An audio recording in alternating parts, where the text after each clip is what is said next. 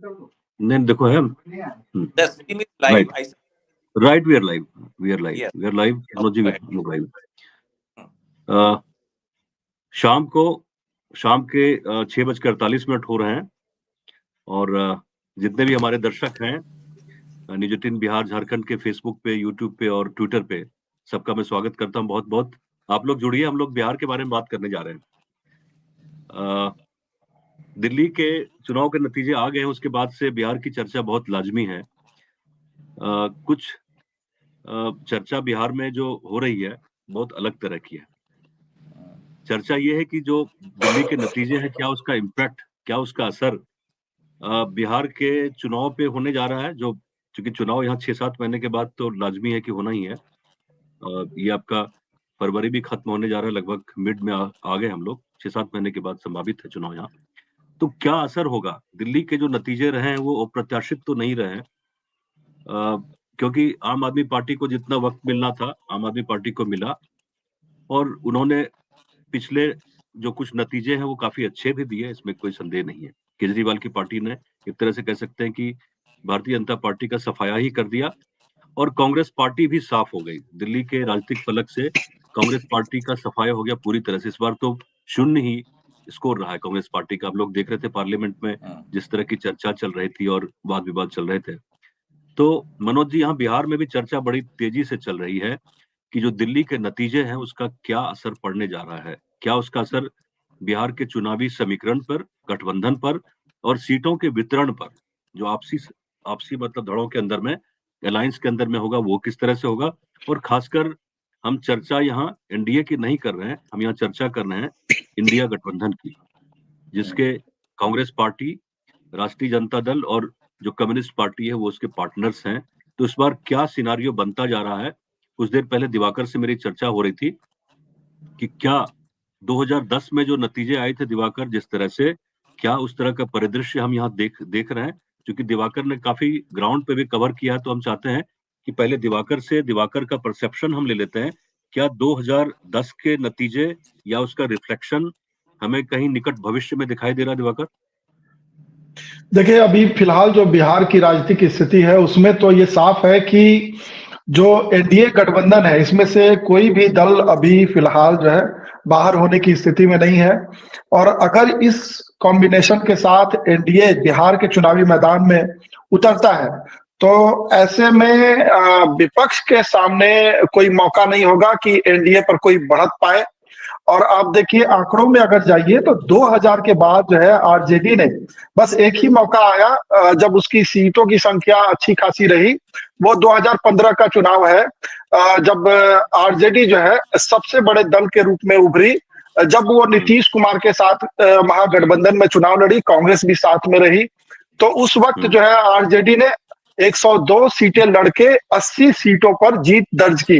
यानी कि आरजेडी का स्ट्राइक रेट अगर देखें 2000 चुनाव के बाद, जब बिहार झारखंड एक साथ था और 324 सीटों के लिए चुनाव हुआ करते थे, अब 243 सीटों पर चुनाव होते हैं। तो 2015 के बाद से आरजेडी को अगर देखें 2020 के चुनाव में तो आरजेडी के सीटों की संख्या 75 रही, लेकिन जो बहुमत का आंकड़ा है आरजेडी, कांग्रेस और सीपीआई माले मिलकर भी बहुमत का आंकड़ा छू नहीं पाए। और उसमें और भी कई दल थे, लेकिन महत्वपूर्ण रूप से जो है इन्हीं 3 दलों का जनाधार है बिहार में। अगर आरजेडी की बात करें तो आरजेडी के पास जो है बीजेपी जेडीयू गठबंधन के इतर जो है एक बड़ा जनाधार है, कांग्रेस के पास भी एक छोटा मोटा जनाधार है, माले का सीमित क्षेत्रों में एक जनाधार है। तो इन 3 दलों ने जो है बहुमत का आंकड़ा छूने की बहुत कोशिश की, लेकिन बहुमत के आंकड़े के पास ही ठिठक गई, बहुमत का आंकड़ा पा नहीं सकी। तो ऐसे में जब 2025 का चुनाव होने वाला है, अक्टूबर नवंबर में जब ये चुनाव होगा, तो मैं ये मानकर चल रहा हूं कि अगर एनडीए में कोई बिखराव नहीं होता है तो एनडीए जो है 150 जो सीटों की संख्या है एनडीए जीत सकती है। और इसके लिए आप अगर पीछे के चुनाव में जाए, 2005 के जो है अक्टूबर के चुनाव है, या 2010 के चुनाव देखिए, 2010 का चुनाव तो मतलब एनडीए ने एक जो है स्टैंडर्ड सेट कर दिया। वहां नीतीश कुमार ने करीब करीब 138 सीटों पर 100 मेरे ख्याल से जो आंकड़े हैं, मैं सही आंकड़ा आपको बता रहा हूँ, 141 सीटों पर नीतीश कुमार लड़े थे और 115 सीटें जीतने में कामयाबी मिली थी जेडीयू को। वहीं अगर बीजेपी को देखें तो 102 सीटों पर बीजेपी ने अपने उम्मीदवार उतारे थे और 91 सीटों पर बीजेपी ने जीत दर्ज की। तो 2010 जैसी स्थिति दिखती नजर आ रही है, जो अभी एनडीए का फॉर्मेट है, एनडीए का जो स्वरूप है। बाकी जो है राजनीतिक स्थितियां बदलती रहती है, राजनीतिक परिस्थितियां बदलती रहती है। 5-6 महीने बाद क्या होंगे वो तो भविष्य के गर्भ में है, लेकिन फिलहाल मेरे पास आंकड़े हैं, हम बता देते हैं जो भी दर्शक है।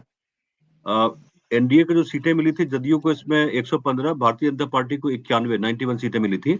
वहीं आरजेडी कंबाइन की बात करें तो आरजेडी को 22 सीटें, एलजेपी को 3 और आईएनसी को 4 सीटें, सीपीआई को 1, अदर्स को 7, इंडिपेंडेंट 6 थे और जेएमएम को 1 सीट मिली थी कुल मिला के। हाँ, उस चुनाव में आरजेडी और एलजेपी ने गठबंधन किया था।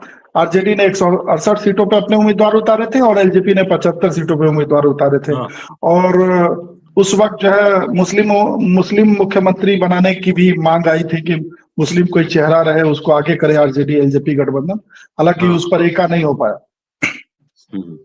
बहस को आगे बढ़ाते हैं, बहस को आगे हम दिल्ली ले जाते हैं मनोज जी के पास में। जनरली चुनाव में पतंगबाजी होती है, जिसको हम काइट फ्लाइंग भी कहते हैं। पॉलिटिक्स में भी पतंगबाजी होती है, जो बहुत की जाती है। और पत्रकार भी काइट फ्लाइंग करते हैं कई बार। हाँ, पत्रकार भी, हम तो पत्रकारों पे ही आ रहे थे कि पत्रकार भी काइट फ्लाइंग खूब करते हैं और अपने आप को बहुत प्रबुद्ध भी मानते हैं, लेकिन बहुत बार मुंह की भी खाते हैं, ये भी बात है। इसलिए हम जनता पे भरोसा करते हैं, न्यूज 18 खास करके हम लोग बिहार झारखंड में। तो चर्चा इस बात की हम करना चाह रहे थे कि हाँ, दिल्ली के नतीजे के बाद एक बड़ी चर्चा है और कांग्रेस को कह रहे हैं कि कांग्रेस पार्टी ने वोट कटुआ का काम किया दिल्ली में। जो नतीजे हम देख रहे थे उसके विश्लेषण अखबारों में भी हम पढ़ रहे थे।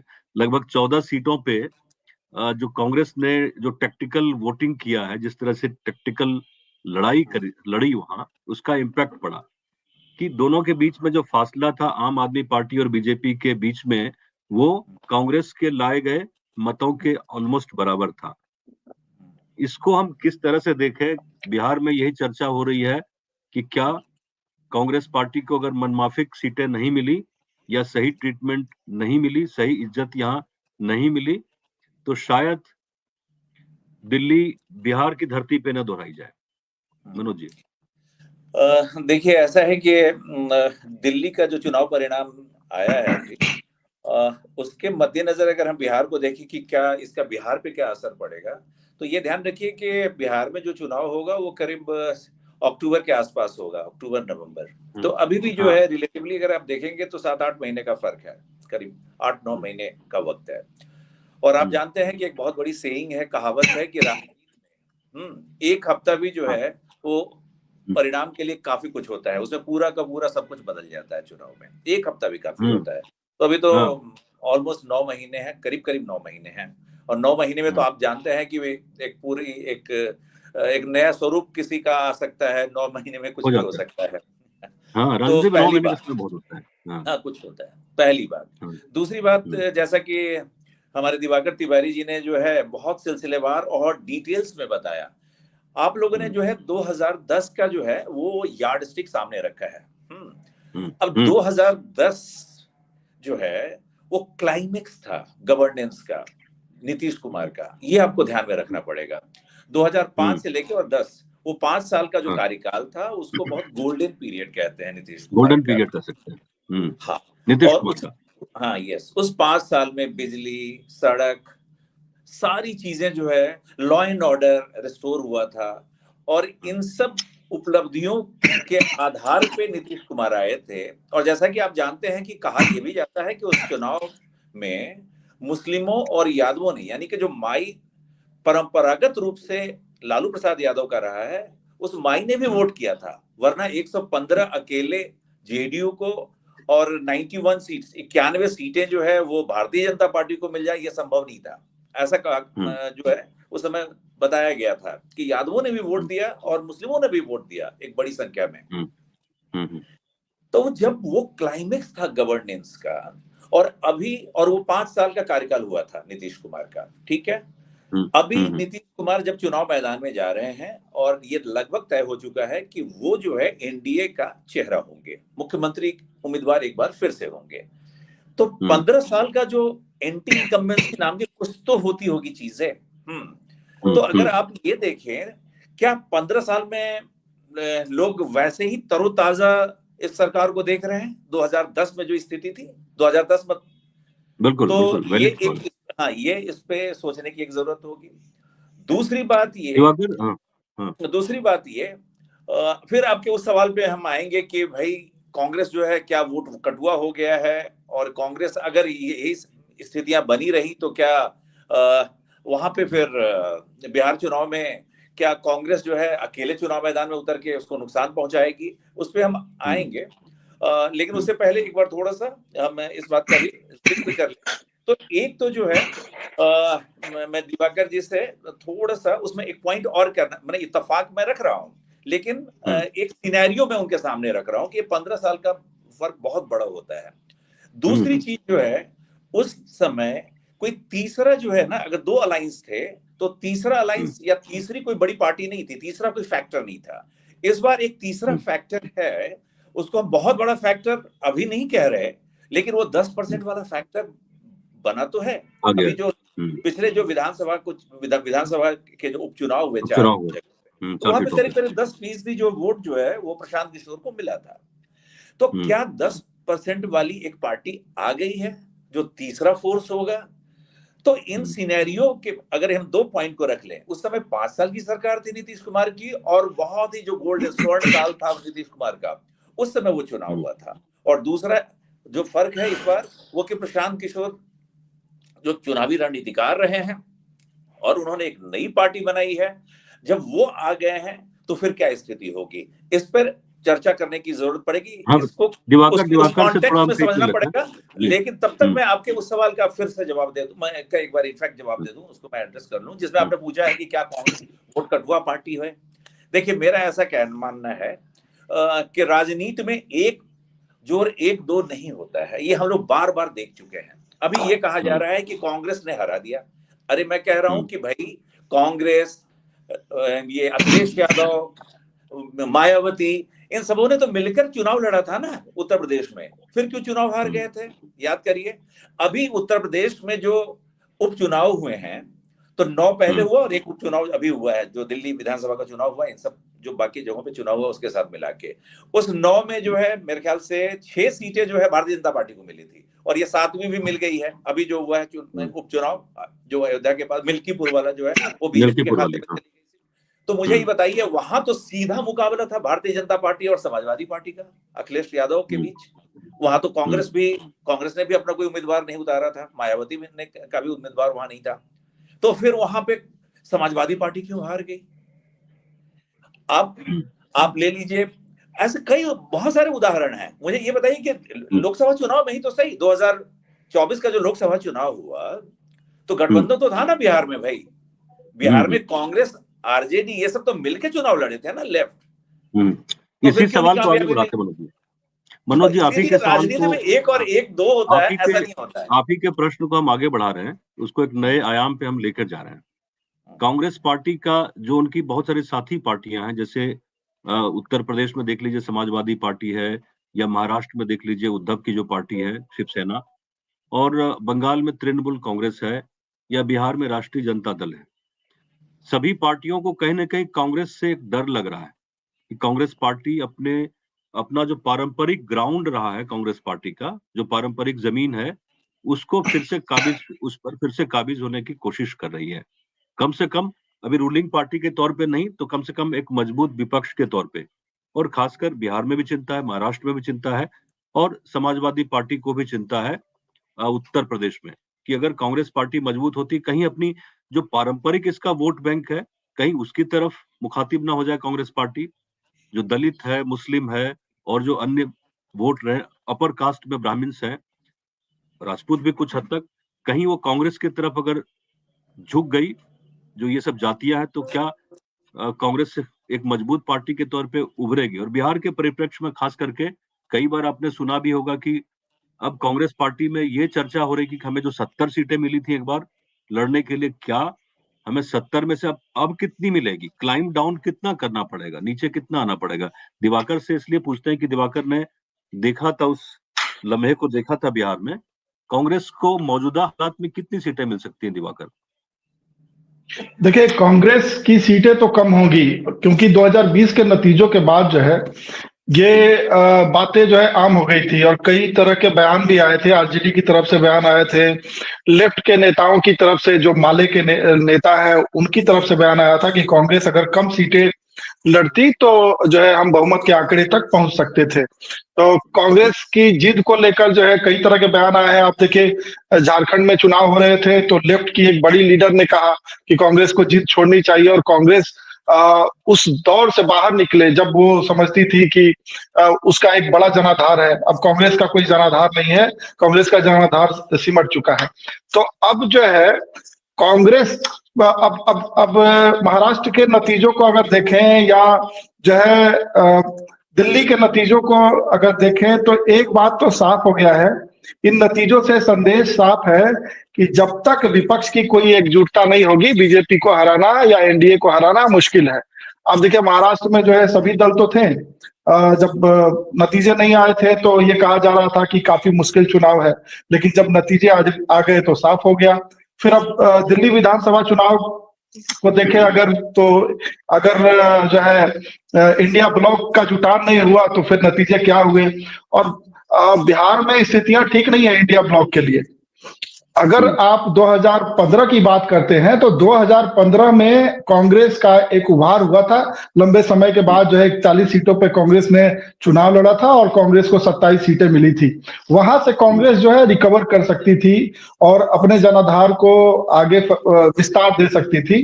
लेकिन जो कांग्रेस नेतृत्व है, कांग्रेस के अगर जो है स्थानीय नेतृत्व से अगर बात करें, नेताओं से बात करें, तो एक बात जो है दबी जुबान से वो कहते हैं कि जब चुनाव आता है तभी केंद्रीय नेतृत्व ध्यान देती है, संगठन पे ध्यान देती है। तो कांग्रेस का संगठन कहाँ है? आरजेडी के संगठन को हम मान सकते हैं कि आरजेडी का एक बेस है, माले का भी एक बेस है। दो जो इंडिया ब्लॉक के जो दो दल हैं, अभी आप जो है मान सकते हैं कि उनके पास एक अच्छा खासा बेस है। लेकिन कांग्रेस संगठन की बात करें या कांग्रेस के जनाधार की बात करें तो किस जनाधार को आप कहेंगे कि कांग्रेस का ये पारंपरिक जनाधार है और कांग्रेस के साथ रहेगा? अपर कास्ट की बात करें तो वो बीजेपी के साथ आता है। जब बीजेपी एनडीए में मजबूत स्थिति में होती है तो बीजेपी के साथ आता है। अगर जो है ईबीसी की बात करें तो जब जेडीयू और बीजेपी की एका होती है तो ये ज्यादातर वोट बैंक जो है वहां जाता है। अब परसेप्शन की बात करें तो 2010 में मनोज सर की बातों से मैं सहमति व्यक्त करता हूं कि 2010 में जो परिस्थितियां थी, 2005 में जंगल राज का स्लोगन था और उसके बाद नीतीश कुमार ने जो लॉ एंड ऑर्डर में जो सुधार किया, फिर उसके बाद आधारभूत संरचनाओं का विकास हुआ। सड़कें कैसी हालत में थी, फिर उसके बाद जो है एनएच की सड़कें बदली, स्टेट हाईवेज की सड़कें अच्छी हुई, बिजली की व्यवस्था अच्छी हुई, तो उसका नीतीश कुमार को लाभ मिला। लेकिन अगर 2025 में भी अगर आए तो 2010 की स्थितियां अलग थी। उस समय, उस वक्त जो है कास्ट का बैरियर टूट गया और नीतीश कुमार को सुशासन के लिए वोट मिला था।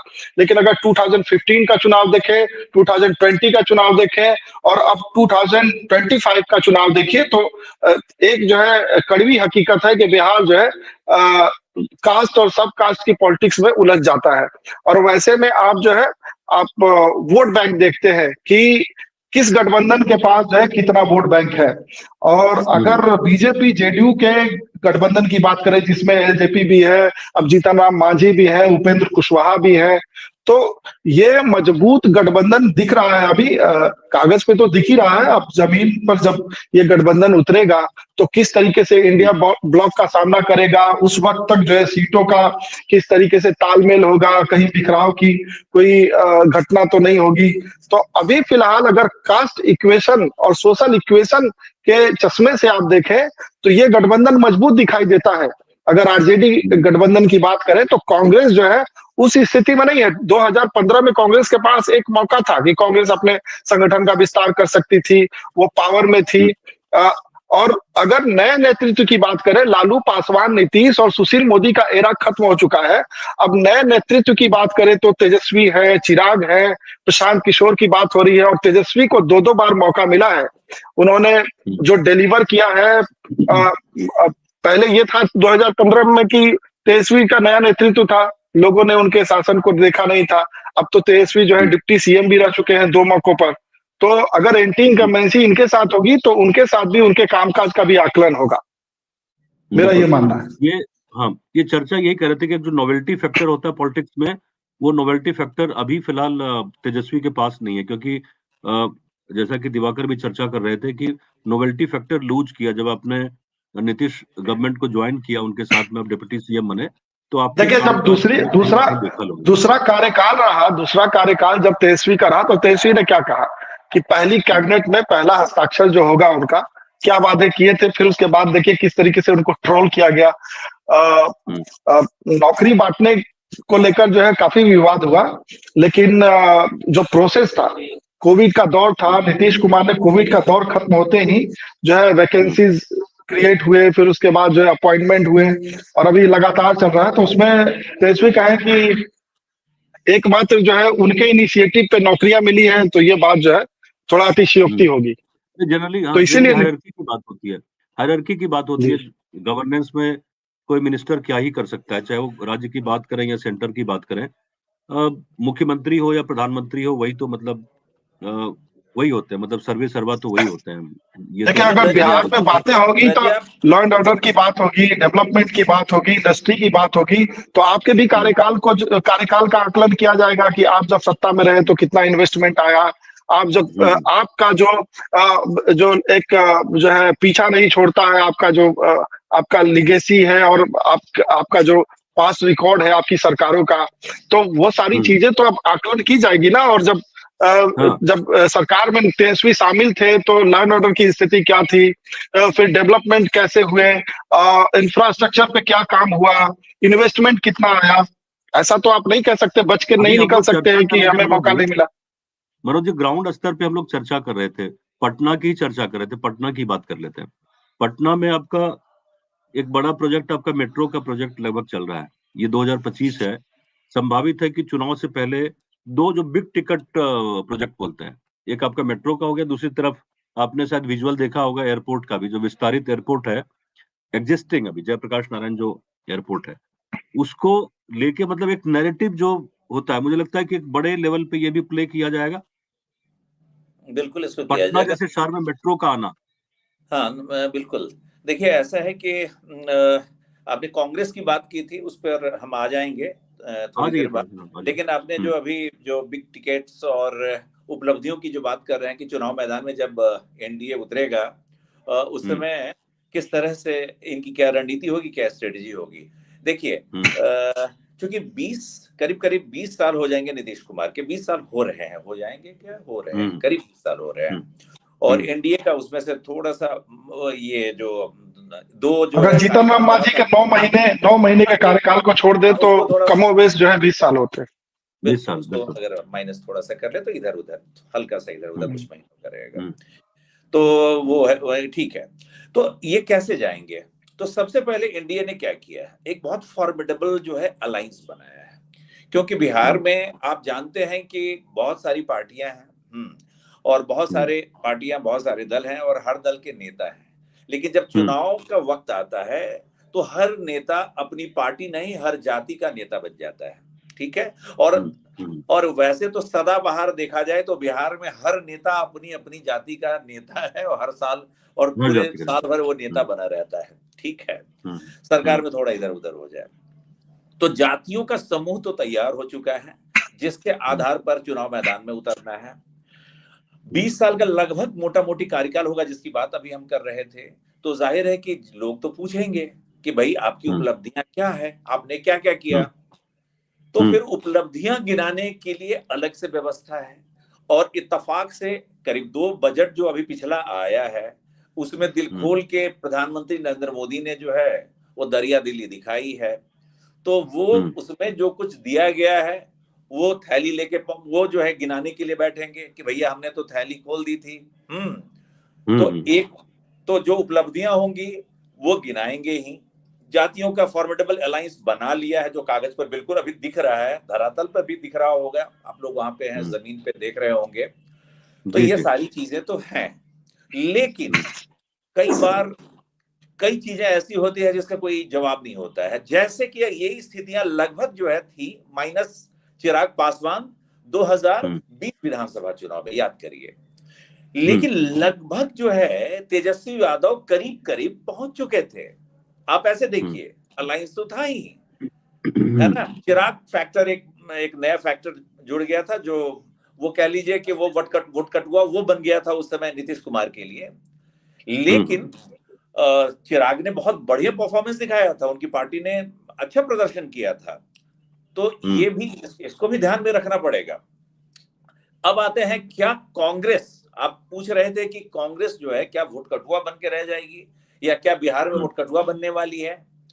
देखिए, ऐसा है कि मुझे जो लग रहा है, कांग्रेस जो है, खासकर जो राहुल गांधी हैं, वो भी किसी एक रणनीति के तहत आगे बढ़ रहे हैं। और उसी रणनीति के तहत जो है वो उन्होंने अभी तक 2 यात्रा बिहार की है। और आज मैं देख रहा था कि बिहार झारखंड के कुछ जो कांग्रेस के नेता हैं, उन्होंने भी मांग की है कि भाई ऐसा है कि भले चुनाव अभी ना हो, लेकिन झारखंड की भी एक यात्रा करिए, राहुल गांधी से कह रहे हैं। मुझे क्या लग रहा है कि राहुल गांधी ये सोच रहे हैं कि भाई ये वैसे भी हम डिपेंडेंट होके बने हुए हैं, हमारी सरकार बन नहीं रही है, तो निश्चित रूप से। और अगली बात, राहुल गांधी को यह लग रहा है कि जहां जहां रीजनल पार्टी मजबूत हुई है, वहां पे कांग्रेस कमजोर हुई है। और जो कांग्रेस की जो राष्ट्रीय पार्टी की जो एक छवि थी, और ऑफ कोर्स राष्ट्रीय पार्टी थी, उसका जो है वहां पे बीजेपी ने उसको रिप्लेस कर दिया है। तो ये रणनीति निश्चित रूप से हो सकती है। इनको लग रहा है कि जब तक ये क्षेत्रीय पार्टी, बीजेपी तो बन गई है सबसे बड़ी पार्टी हर स्टेट में, और वो मुख्य राष्ट्रीय पार्टी बन के सामने है। लड़ाई शुरू हो रही है। हाँ, तो इन्हें ये लग रहा है कि हम जब तक जो है, सबसे पहले ये रीजनल है, ये रीजनल से पहले साफ हो जाए, हमें ऐसा लग रहा है। इसलिए ये जो दिल्ली का जो चुनाव परिणाम आया, लोग कह रहे हैं कि प्रियंका गांधी के चेहरे पे कोई परेशानी नहीं दिख रही थी, शून्य सीटें आने के बाद भी लोग मुस्कुरा भी रही थी, शायद कुछ लोगों का यहाँ तक भी कहना था। और लोग खुश थे, कांग्रेस वाले वो इस बात से खुश थे कि चलो भैया एक रीजनल खिसके तो सही, उसके बाद अपने को हम एग्रेसिव तरीके से जो है ना सामने में बीजेपी के सामने में लाएंगे, पिच करेंगे। यहाँ भी बिहार में भी वैसे ही, हाँ वैसे। तो जब तक ये रीजनल पार्टी नहीं खिसकेगी, तो फिर बीजेपी के मुकाबले कांग्रेस कैसे आएगी? एक तो ये बात हो गई। तो ये उनके जन्म। और याद करिए, मैं भूल रहा हूँ, शायद पालमपुर कांग्रेस का जो प्लेनरी सेशन हुआ था, पालमपुर में हुआ था, या शायद जो है वो छत्तीसगढ़ में नहीं, मतलब एक कि जहां पे इन लोगों ने एक रिजोल्यूशन पास किया था, इसमें बोला था कि हम कोई अलायंस नहीं करेंगे। आप याद करिए, अब मैं एग्जैक्टली कि हम कांग्रेस एक रिजोल्यूशन की बात कर रहे हैं क्या?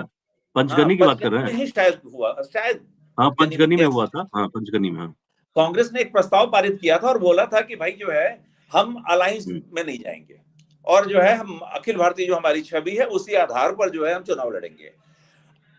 एक उदाहरण जो है भारतीय जनता पार्टी के कांग्रेस के पास सामने में है। आप याद करिए 2009 में लाल कृष्ण आडवाणी के नेतृत्व में जो है भारतीय जनता पार्टी ने चुनाव लड़ा, चुनाव जो है पार्टी हार गई, ठीक है। उसके बाद जो है 10 साल तक लगातार कांग्रेस की सरकार रही, मनमोहन सिंह प्रधानमंत्री रहे, कांग्रेस की अगुवाई में सरकार चलती रही यूपीए की। तो फिर सवाल उठने लगा था 2012-13 में कि भाई बीजेपी किसके नेतृत्व में जाए, और सवाल वहां क्या आ रहा था कि अगर मोदी के नेतृत्व में अगर भारतीय जनता पार्टी जाएगी तो फिर इनके अलायंस टूट जाएंगे। याद करिए, था ना भाई, नीतीश कुमार निकल जाएंगे, जो सेकुलर साथ में पार्टी है सो कॉल्ड, वो बाहर आ जाएंगे, फिर बीजेपी का क्या होगा? बीजेपी ने वो रिस्क लिया, आप याद करिए। ये नरेंद्र मोदी जो है प्रधानमंत्री पद के उम्मीदवार हुए, नीतीश कुमार ने समर्थन वापस ले लिया बिहार में और अलग हो गए। लेकिन परिणाम क्या निकला? परिणाम सबके सामने है। नरेंद्र मोदी भारत के प्रधानमंत्री बने, उनकी पार्टी जो है ऐतिहासिक रूप से जो है वो करीब मेरे ख्याल से 1984 के बाद पहली बार जो है कोई एक पार्टी जो है पूर्ण बहुमत आई थी, इफ आई करेक्टली रिमेंबर। तो जी बिल्कुल, ये रिस्क भारतीय जनता पार्टी ने लिया और अपनी ताकत पिछले पर बहुमत कुछ की महीने सरकार पहले बनी। तो हो सकता है कि भाई क्यों नहीं, और राहुल गांधी को एक कॉन्फिडेंस आया है, पहले से थोड़ी वो मैच्योरिटी दिखा रहे हैं। हालांकि बीच बीच में थोड़ा सा वो कुछ नीजर हाँ, बातें कर देते हैं, अचानक कहीं पे ऑफ द कफ कोई एक रिमार्क हो जाता है जिसपे चीजें हो जाती है अभी भी कभी कहीं, लेकिन फिर भी अगर आप देखिएगा तो थोड़ा सा काम कंपोज्ड है पार्लियामेंट में। और वो अपने को, तो एक ये स्ट्रेटजी ये हो सकती है कांग्रेस की कि नरेंद्र मोदी से अगर मुकाबला करना है तो आपको ये सब मान चुके हैं कि सारी विद्या आजमा लिए, आपको एक अपनी लकीर खींचनी पड़ेगी नरेंद्र मोदी के सामने, अपने आप को बताना पड़ेगा कि मैं विकल्प हूं। तो इस ये कोशिश में विकल्प तो तब राहुल होंगे गांधी मनोज जी। लगे हुए हैं। और जब हाँ, ये अपने आप को विकल्प के रूप में एक बड़ी लकीर खींचना चाह रहे हैं, ठीक है, कोशिश कर रहे हैं, देखा जाएगा। वो ये सोच रहे हैं कि हम देखते हैं, जब ऐसे ही हमारे पास कुछ भी लूज करने के लिए नहीं है, क्या है लूज करने के लिए, कुछ भी नहीं है, तो जब कुछ भी लूज करने के लिए नहीं है तो फिर एक हम क्यों नहीं रिस्क लें, अगर इसमें रिस्क फैक्टर अगर जुड़ा हुआ है तो फिर लेते हैं। और अपने आप को जो है ग्रैंड ओल्ड पार्टी है ना, उसके नेता के रूप में, हाँ, उसके नेता के रूप में जो है एक सशक्त तरीके से विकल्प अपने को विकल्प बताते हुए सामने आते हैं, और उसके बाद चुनाव, राज्य में चुनाव लड़ते हैं, केंद्रीय स्तर पर चुनाव लड़ते हैं। There is nothing wrong in it. अगर वो मजबूत होंगे, राहुल गांधी मजबूत होंगे, तो नेचुरली जो बाकी अलायंस है वो भी जुड़ जाएंगे। अब याद करिए ना, मोदी जब सत्ता में आ गए तो बाकी जो पार्टियां उनकी थी जो चली गई थी वो फिर आ गई।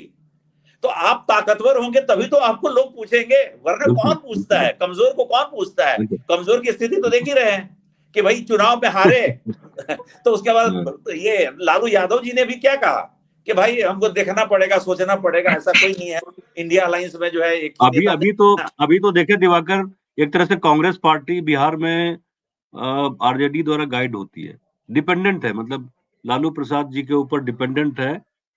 सलाह के लिए या कोई भी स्ट्रेटेजी होती है, कोई पॉलिसी मेकिंग अगर होनी है गठबंधन के अंदर में, तो उसमें जो मेजर से होता है वो लालू जी का ही होता है, तेजस्वी यादव का ही होता है। लेकिन पिछले दिनों एक बयान आया था कि कांग्रेस पार्टी को उन राज्यों में मजबूती से नहीं लड़ना चाहिए जहां गठबंधन की सरकारें हैं, जहां उनके गठबंधन की पार्टियां मजबूत स्थिति में है, मतलब कि आरजेडी और उत्तर प्रदेश में समाजवादी पार्टी। इसका कितना मतलब रिफ्लेक्शन रहेगा यहाँ बिहार में, क्योंकि जो कांग्रेस की नीयत है वो तो दिख गई है साफ कि वो अपने ग्राउंड को मजबूत करने जा रही है।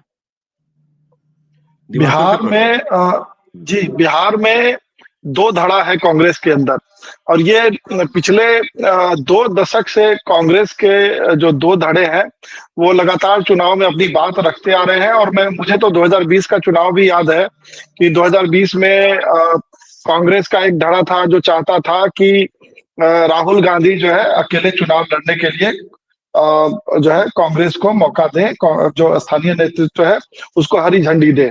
और अगर 2015 की बात करें, 2015 के चुनाव को अगर छोड़ दें तो बाकी जितने भी चुनाव हुए हैं, चाहे वो 2010 का चुनाव हो, 2005 के चुनाव हो या 2020 के चुनाव हो, कांग्रेस का एक धड़ा चाहता रहा है कि जो पूर्वी भारत है या नॉर्थ पट्टी के 2 राज्य हैं, उत्तर प्रदेश और बिहार, यहाँ जब तक कांग्रेस की स्थिति मजबूत नहीं होगी, राष्ट्रीय नेतृत्व में भी कांग्रेस का जो है कद नहीं बढ़ेगा, कांग्रेस की सीटें नहीं बढ़ेंगी। तो लगातार यहाँ से बात उठती रही है कि बिहार में जो है कांग्रेस को अब आरजेडी के साथ जो है गठबंधन तोड़ के चुनाव लड़ना चाहिए। और देखिए कि 2009 में मेरे ख्याल से मुझे जहां तक याद है कि 2009 का जो चुनाव था, लोकसभा चुनाव, तो एक कांग्रेस ने हिम्मत की थी और एक बार बाई इलेक्शन भी हुए थे, उस समय अनिल शर्मा प्रदेश अध्यक्ष हुआ करते थे, तो कांग्रेस में उन्होंने उत्साह पैदा किया और उन्होंने केंद्रीय नेतृत्व को कन्विंस किया कि आप जो है अकेले चुनाव लड़े। हालांकि बाद में वो जो प्रदेश प्रभारी उस वक्त के जगदीश टाइटलर हुआ करते थे उनसे ही भिड़ गए, और फिर उसके बाद जो कांग्रेस का जो केंद्रीय नेतृत्व था वो आरजेडी के पिछलग्गू लगा रहा। और लगातार जो है कांग्रेस में दबी जुबान में अभी भी ये बातें होती हैं कि कांग्रेस को अगर अपने पैरों पे खड़ा होना है तो आरजेडी से गठबंधन खत्म करना होगा। और अनिल शर्मा ही, जब उनसे हमारी बातचीत हुआ करती थी तो अनिल शर्मा ने कहा कि कांग्रेस को बिहार में नुकसान लालू के उदय से हुआ है। लालू ने जो है जब जो सो कॉल्ड बातें होती हैं कि भूरा बाल साफ करने का बयान उन्होंने दिया था, तो सबसे ज्यादा डैमेज कांग्रेस हुई थी। और कांग्रेस ने हालांकि जब बाद में राबड़ी इनकार देवी किया की था, जी हालांकि बाद में इनकार किया था इस बयान से, मुझे लगता है। हाँ, बाद में उन्होंने इनकार किया था, लेकिन अखबारों में उनको उनको कोट करते हुए ये खबरें छपी थी। और कांग्रेस के नेता जो हैं वो कहते हैं कि इन बयानों से भी नुकसान हुआ, और आरजेडी का समर्थन करने के बाद जो है, जो पारंपरिक उनका वोट बैंक है, माना जाता है कि ब्राह्मण, दलित और मुसलमान ये कांग्रेस के पारंपरिक वोटर्स हुआ करते थे। तो जो अपर कास्ट है, अपर कास्ट जो है धीरे धीरे बीजेपी की तरफ शिफ्ट हो गया। मुस्लिम है वो लालू प्रसाद के साथ रहे, और पसमानदा जो है वो नीतीश कुमार के साथ हो गए। और दलित वोट बैंक का जो है बिखराव हुआ। दलित वोट बैंक में इंडिया ब्लॉक के साथ भी कुछ वोटर्स जाते हैं, और एक बड़ा चंक जो है वो एनडीए के साथ होता है। तो कांग्रेस में बड़ी तादाद में ऐसे नेता हैं, वो चाहते हैं कि जो पूर्वी भारत है और नॉर्थ पट्टी में कम से कम उत्तर प्रदेश और बिहार है, बिहार के भी और उत्तर प्रदेश के भी कई नेता चाहते हैं कि कांग्रेस को खुद से चुनाव लड़ना चाहिए। जब हम लगातार हमें नाकामयाबी मिल रही है, तो कम से कम हम धीरे धीरे अपने ऑर्गेनाइजेशन को मजबूत करें। आने वाले चुनाव के लिए हम तैयार हों। 5 साल 10 साल बाद जो है नतीजे हमारे फेवर में आ सकते हैं, लेकिन लालू प्रसाद के साथ रहने पे, लालू प्रसाद जो है, आप देखिए कि कई प्रभारी आए, प्रभारियों से लालू प्रसाद बात ही नहीं करते हैं कांग्रेस के। भक्त शरण दास के साथ क्या हुआ, याद कीजिए आप। जो है सीपी जोशी थे, उनके साथ क्या हुआ। हाल फिलहाल के जितने प्रभारी आप देखिए, वो केंद्रीय नेतृत्व से बात करते हैं, और लास्ट में जब सीटों के तालमेल पर बातचीत होती है, तो केंद्रीय नेतृत्व ही जो है लालू प्रसाद से बात करता है।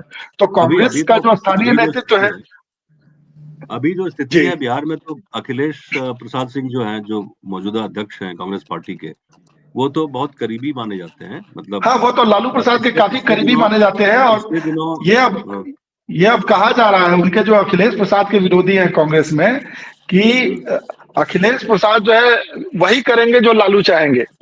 लालू प्रसाद के साथ वो मतलब सुखबुगाहट एक पार्टी के अंदर में भी है।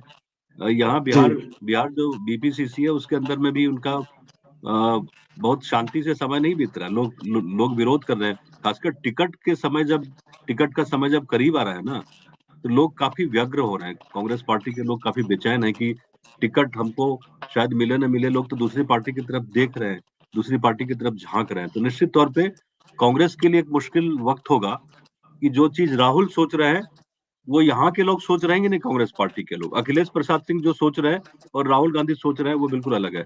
पिछले दिनों एक छोटा सा वाकया हुआ, किसी ने मुझे बताया, कांग्रेस पार्टी का जो मुख्यालय है यहाँ बिहार में, सदाकत आश्रम, तो उसमें कुछ फ्लैट्स बनाए थे, पीछे नए फ्लैट्स बने हैं। तो राहुल गांधी आए थे, तो उसमें अखिलेश जी ने बताया कि भाई हमने फ्लैट्स बनाए हैं कुछ नए, देखिए बड़ा अच्छा लगा। तो राहुल गांधी ने कहा कि हम आपको फ्लैट्स बनाने भेजे थे या पार्टी का निर्माण करने के लिए? पार्टी कितना देख रहे हैं, कितना समय दे रहे हैं पार्टी में आप? ये मतलब मैं इसलिए इसका जिक्र कर रहा हूँ कि दोनों के बीच में जो एक सोच होनी चाहिए और जो सीरियसनेस होनी चाहिए, राहुल गांधी बहुत सीरियस हैं। यहाँ जो ग्राउंड लेवल पे, स्टेट लेवल पे क्या वो मैच कर रहे हैं उस सीरियसनेस को? दोनों अगर एक प्लेट पे है, एक कागज पे, एक प्लेन पे है, तब तो ठीक है, तब तो पार्टी बहुत अच्छी चलनी चाहिए इसमें अभी तक। लेकिन फिलहाल ऐसा तो नहीं दिख रहा है यहाँ, कम से कम। मनोज जी, देखिए, जो ग्राउंड रियलिटी है वो सब लोग उससे वाकिफ हैं। निश्चित रूप से जैसा कि दिवाकर बता रहे हैं कि दो धड़ा में लोग हैं कांग्रेस के जो सोच रहे हैं कि भाई हमें या तो फिर साथ में रहना चाहिए। तारिक अनवर उनमें से एक है जिन्होंने पार्टी के भीतर ही सवाल कर दिया है कि भैया स्थिति साफ करो। आज ही तो खबर थी। हाँ, अब उन्होंने तो कह दिया है कि भाई जो है, जिस अंदाज में उन्होंने बात की है उसमें साफ है कि वो उनका कहना है कि भैया अगर गठबंधन में नहीं रहोगे तो बर्बाद हो जाओगे। ठीक है, लेकिन जरा आप सोचिए, अब लगभग करीब कितने साल हो गए? 30 साल से तो ज्यादा ही हो गए होंगे मेरे ख्याल से। कब से गठबंधन में है कांग्रेस आरजेडी के साथ? 91 से ही कह लेंगे ना एक तरह से। हाँ, मतलब बीच बीच में कभी गठबंधन टूटा, लेकिन कहिए ऑलमोस्ट ये 91 से जो है आरजेडी और जनता दल और आरजेडी के साथ है। अब मुझे ये बताइए कि आप 60 सीटों पे चुनाव लड़ेंगे, 50 सीटों पे चुनाव लड़ेंगे, 243 सीटें हैं, है ना? बाकी 100, 150, 250 सीटों पे आप दशकों से चुनाव नहीं लड़ रहे हैं, तो संगठन का क्या होगा? पार्टी का क्या हाल होगा? आज के समय में स्थिति यही है कि कांग्रेस के जो उम्मीदवार होने वाले हैं, है ना, जो जो जो अपने आप को उम्मीदवार मानते हैं, उनको ये नहीं पता है कि उनको टिकटें वहां से मिलेंगी कि नहीं। मतलब अभी तक बताइए तो फिर, असमंजस और ऊहापोह की स्थिति है। तो जब दफ्तर तक आपके नहीं बचे, हमें याद है कि हम लोगों ने ऐसे जानने की कोशिश की थी, समझने की कोशिश की थी अपने न्यूज़ 18 बिहार झारखंड पे, जो कांग्रेस के दफ्तर हैं अलग अलग जिले में, वहां क्या स्थिति है। तो आपको याद होगा कि हम लोगों ने जो वहां से स्टोरी कराई थी, जो तस्वीरें आई थी, किसी दफ्तर में घास उगाया है, कहीं पेड़ उगाए हैं, कहीं पे जो है दशकों से जो है ताले बंद पड़े हुए हैं, खंडहर बन चुका है, कार्यकर्ता नहीं है, वहां पे लोग बैठते नहीं है। तो ऐसे में मुझे ये बताइए, 21वीं सदी की पार्टी, राजीव गांधी का सबसे एक फेमस लाइन था, याद करिएगा, 21वीं सदी का भारत। हमेशा अब रिपीट सोचिए करते कि थे। हाँ, तो जो जिस 21वीं सदी का भारत का जो सपना देखता था, उस नेता की पार्टी जो है 21वीं सदी के पूर्वा बने, जो शुरुआती जो दशक, 2 दशक, 2.5 दशक गुजर गए हैं, वहां पर अस्तित्व की लड़ाई लड़ रही है इन राज्यों में, तो फिर ये कैसे होगा? ये तो सवाल पूछे ही जाएंगे ना। तो मुझे लग रहा है, यस, इसलिए मुझे ये लग रहा है कि भाई ऐसा है कि चुनाव लड़ोगे तो कम से कम जो है एक कार्यकर्ता संगठन सब एक साथ आएंगे, एक प्लेटफॉर्म पर आएंगे, एक माहौल तो तैयार होगा। वरना जो है ये बैसाखी कब तक आपके साथ जो है, बैसाखी के सहारे कब तक आप चलते रहेंगे? तो ये एक पॉलिसी डिसीजन लेना होगा, बहुत निर्णायक जो है कॉल लेना पड़ेगा। उनको लगेगा कि ठीक है, इस बार हम चुनाव नहीं जीत पाएंगे, और ये भी साफ हो जाएगा कि नहीं, आरजेडी से हमारा कोई मतलब नहीं है, हम हैं बीजेपी को चुनौती देंगे, हम बीजेपी से लड़ने वाली पार्टी है। और अगर इस उम्मीद से इस लड़ाई को अगर लड़ती है और कुछ साल तक इसी अंदाज में अगर पार्टी लड़ती है, तो अपने आप की को पोजीशनिंग कर पाएगी। वरना तो फिर ये चलता ही रहेगा। अब मुझे ये बताइए, ममता बनर्जी कह रही हैं कि भूल जाओ, ठीक है, हाँ आप पश्चिम बंगाल भूल जाओ। अरे भैया, वो पश्चिम लोग कह रहे हैं कि भाई कांग्रेस को जो है ना, कांग्रेस को चाहिए था कि आम आदमी पार्टी को मुख्यमंत्री बना देना चाहिए, केजरीवाल को फिर से चौथी बार। अरे वाह, गजब की बात है, केजरीवाल को कांग्रेस चौथी बार यहाँ मुख्यमंत्री बनवा देती। उसके बाद जो है ममता बनर्जी को पश्चिम बंगाल में बनाए, उसके बाद जो है ये पंजाब में भी मजबूत हो चुकी है ये आम आदमी पार्टी, तो वहां पे जो है मान को फिर अगली बार मुख्यमंत्री बनाए। उत्तर प्रदेश में जो है अखिलेश यादव को मुख्यमंत्री बनाए, झारखंड में जो है वो सामने में है। तो फिर तो ये सबको मुख्यमंत्री बनाते रहे, और राहुल गांधी घूम घूम के जो है तो हो गया, तो भारत को जोड़ते रहे, फिर कांग्रेस, हाँ तो फिर वो तो ये तो अजीब सी बात है ना। बिल्कुल बिल्कुल बिल्कुल। काफी समय हो गया मनोज जी, लगभग हम लोग आधे घंटे से ज्यादा का वक्त हो गया है। हाँ ज्यादा हो गया। तो हाँ ज्यादा हो गया। तो मुझे लगता है कि प्रायोरिटी तय करनी पड़ेगी। कांग्रेस पार्टी की जो प्राथमिकता है वो बिल्कुल तय करनी पड़ेगी कि कांग्रेस को जीतने के लिए लड़ना है या किसी को हराने के लिए लड़ना है। क्योंकि कांग्रेस तय ये कर पाएगी तभी जब उसकी अपनी एक पहचान होगी राज्य स्तर पे। राष्ट्रीय स्तर पे तो बड़ी पार्टी रही है कांग्रेस पार्टी, अभी भी राहुल गांधी बड़े नेता हैं, लेकिन जब तक उत्तर प्रदेश जैसे राज्य में, बिहार जैसे राज्य में, बंगाल जैसे राज्य में, पंजाब में, अन्य राज्यों में अगर कांग्रेस मजबूत खुद नहीं होती है, मुकाबले में ही नहीं होती है, विपक्षी पार्टी के स्थान पर नहीं होती है, तो निश्चित तौर पे जीतना तो दूर की बात होगी। पहले अपनी पोजीशन बनानी पड़ेगी कि भाई पार्टी कम से कम 243 सीटों पे अगर बिहार में अगर लड़ती है तो क्या उनके पास कैंडिडेट है। हालांकि अभी ये कहना बहुत जल्दबाजी होगी, दोनों पार्टी आरजेडी और कांग्रेस पूरी तरह से साथ में है, इसमें कोई संदेह नहीं है। लेकिन चर्चाएं इस तरह की हो रही कि कांग्रेस पार्टी की जो महत्वाकांक्षा है दिल्ली के नतीजों के बाद से खास करके वो काफी बढ़ गई है, और पार्टी के अंदर में भी चर्चा है कि हो सकता है कि कांग्रेस पार्टी अपने तय जो बाकी आने वाले चुनाव भी जो होंगे राज्य में, अलग अलग राज्यों में, अपना दमखम आजमाएगी कांग्रेस पार्टी, और ये देखने की कोशिश करेगी कि जो पुराना जनाधार है उसको कहीं कुछ हद तक तो फिर से रीगेन कर पाए, उसको फिर से हासिल कर पाए, तो ये कोशिश रहेगी। तो बिहार चुनाव में ये जो चर्चा चल रही थी, फिलहाल इतना ही।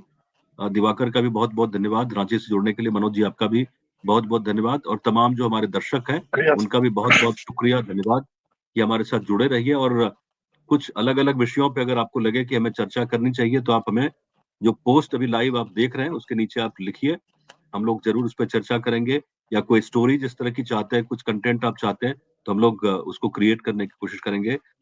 जो तमाम दर्शक जुड़े, सबका बहुत बहुत धन्यवाद। नमस्कार, थैंक शुभ रात्रि। थैंक